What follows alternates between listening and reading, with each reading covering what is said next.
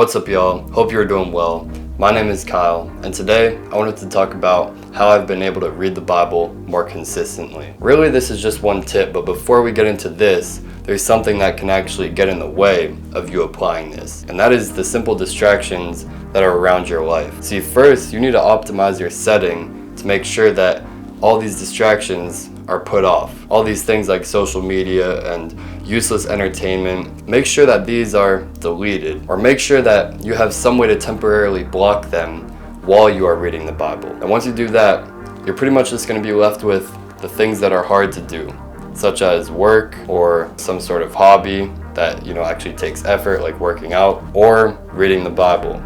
And if you've already gotten your other work in, if you've already completed that, then you're going to be left with just reading the Bible. And this tip that I have for you that I've been using is to download the Bible app. It's free. You can download it on your phone, or you could use the website on your computer, or really any device that you have. It's so accessible, so easy to use, it's easy to look at, and it makes it fun. For me personally, reading it's alright, right? Like, I don't mind it too much, but if I'm listening to something, it makes it that much easier. Because listening to something, you could be doing like these minimal focus tasks, like working out, like going for a walk, or you could even just be sitting and chilling, or like taking a rest, and you could still be having the Bible play in your ears and still be focused on it.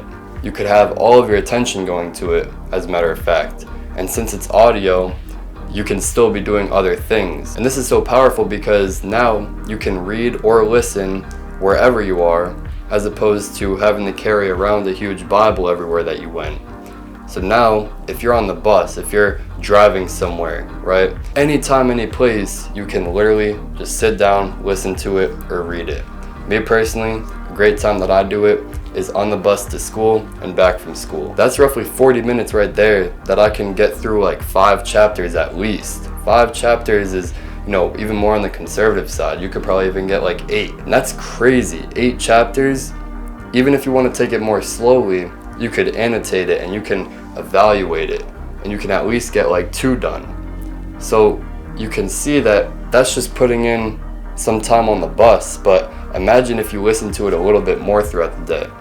Now you're able to do it a lot more consistently. But for me, that's why I say that if you limit your distractions, you're going to be just fine with this. Because once I started doing that, I'm able to do 5 chapters a day easy now. And it hasn't been for that long. Again, I just recently blocked out all distractions completely.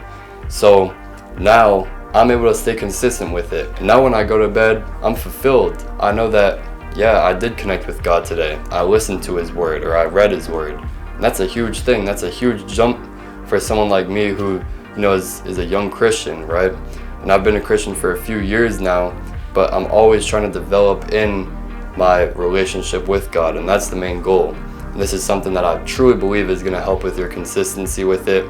Certainly help for me. If you enjoyed, please like, comment, and subscribe. And also check out the videos to the side of me right here.